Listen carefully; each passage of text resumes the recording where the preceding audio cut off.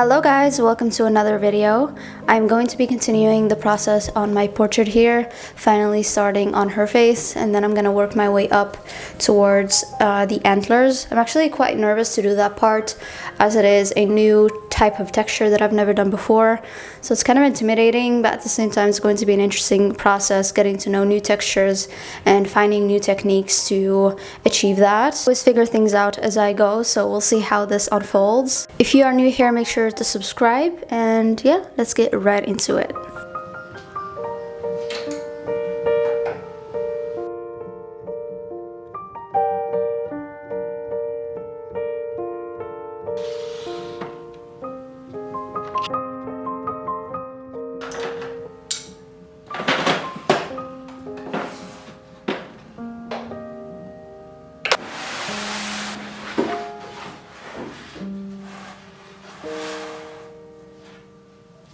I always wear black.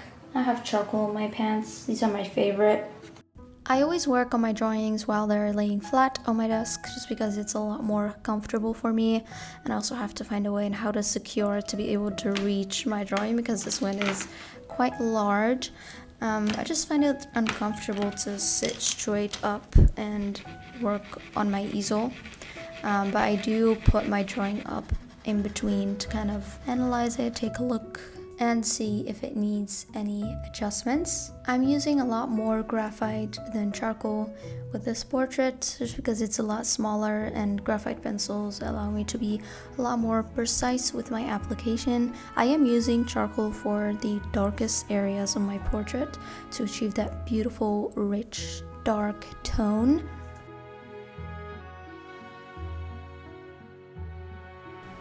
With this drawing, I captured my muse completely from top to bottom. I just left out her feet, but basically I've never done this before. Usually I focus on faces. I love to draw faces, and it's usually pretty large on my drawing, but it's not the case here, which I'm not really a big fan of, but I wanted to try something new. I'm gonna get into how that's going because it didn't go well at first.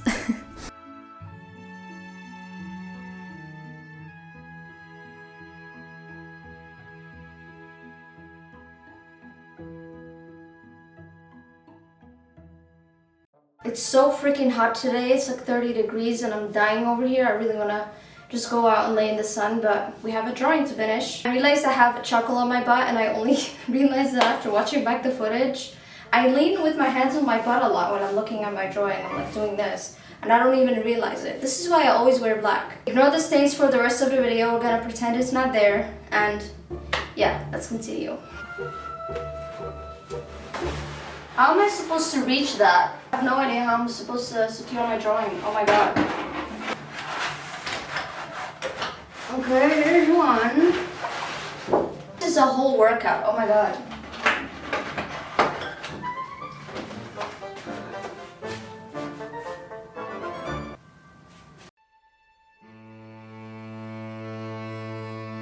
By the way, I recently opened my Patreon page where I share tutorials and more in-depth explanation about the different techniques, and including this drawing right here and how I shaded and detailed the skin. If you're interested to learn more about my drawing techniques and you want to enjoy real-time videos and enjoy even more benefits, go ahead and check out my Patreon page. I'll link it in the description down below.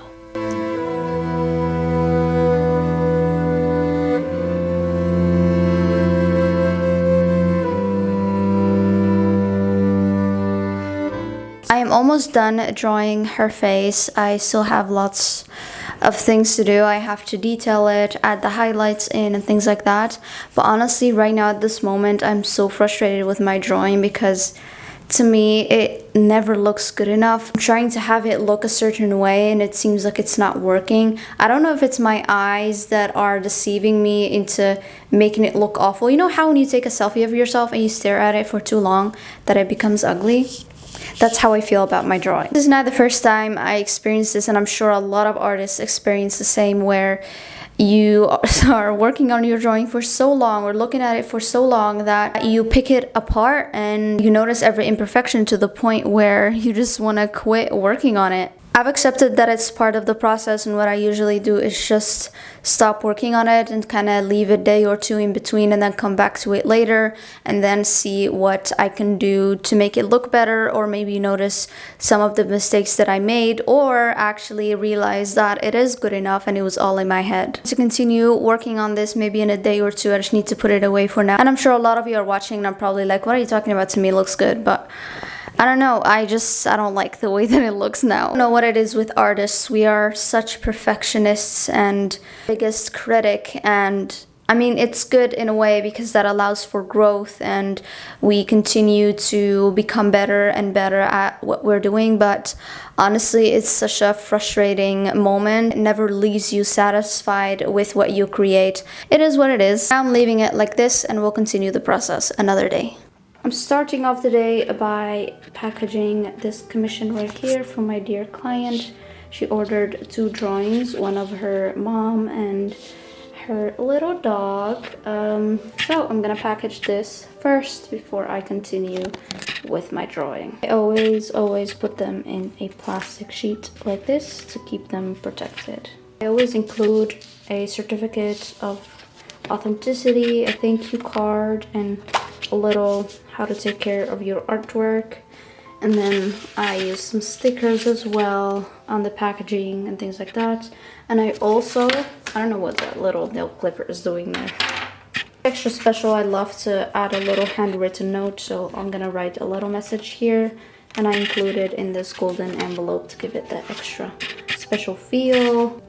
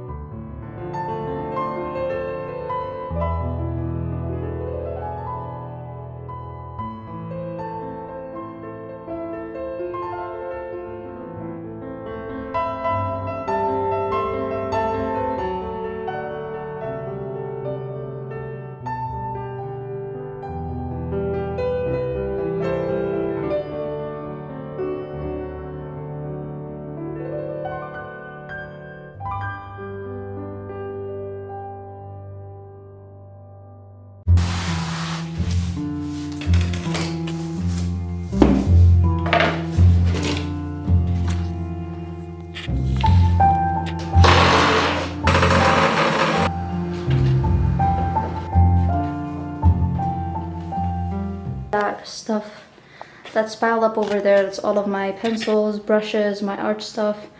So I'm gonna clear all of that and organize it inside here.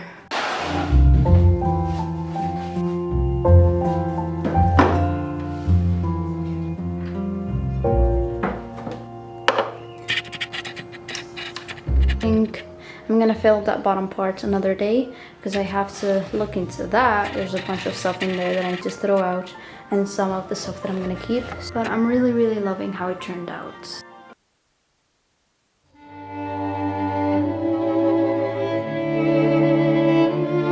It was time to dive into the most challenging part of this drawing, and the part that I was most nervous about. Fun fact, I actually used my imagination to draw these flowers, which was quite interesting. I just couldn't be bothered looking at every reference photo and copy each little detail and petals and things like that. And it was much more fun and interesting to kind of try and imagine it and draw in details that maybe don't even exist, which allowed for this kind of playfulness and freedom. And it felt good to kind of wing it in a way. And I'm quite impressed with how it came out. I did not expect it to go this well. But after the third, fourth flower and kind of texturing the antlers, I got the hang of it and I was able to finish pretty quickly. And I almost had to do no thinking for out the rest of the details, and I really love how each flower looks the same but also different. It's really, really playful all around, and I'm loving how it turned out.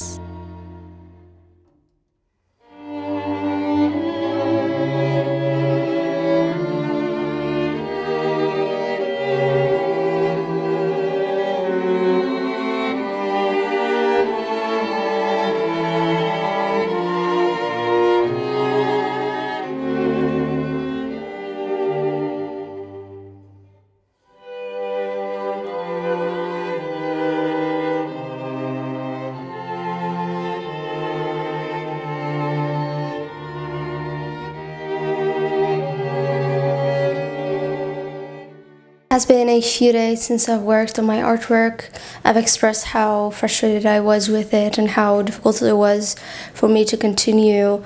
I actually was deciding on whether I wanted to set it aside and start something new instead, because I had this strong feeling that I wanted to create a self-portrait. That is definitely a piece that is coming after this one, which I'm super excited for.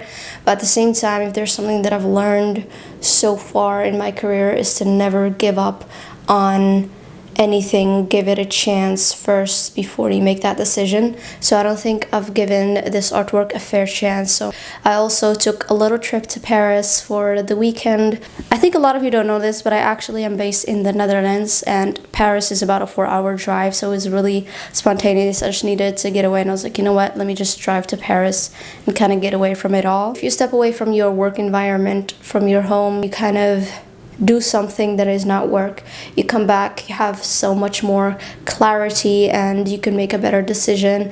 So that definitely helped. I had such a fun time in Paris. It was definitely not enough time to discover the entire city. It was absolutely stunning. While I was away, I also had time to think about the reasons why I didn't want to continue this piece, and one of the reasons is because it's a little bit out of my comfort zone, and because I am having to create something that I've never done before. And I know I do that with every piece that I make on purpose, to challenge myself and to bring my techniques to the next level and to improve my skills. That moment where I realized that told me that that is not a good reason to give up on a piece, because that's where growth is. When you push yourself through that uncomfortable stage and you try something new that you've never done before, get out of your comfort zone, that's where growth is. That's the entire point of this. I'm glad that you guys get to see the real process behind the scenes. It's not that easy, and it's more of a mental battle than it is the actual drawing. It can be challenging to have to push yourself to continue with something that maybe you don't fully believe in yet, or you don't see the potential in, or feel disconnected to, which was my exact thought process while working on this. Yeah, I'm actually glad that I made this decision, and I'm excited to see this piece come together, and hope you enjoy it as well.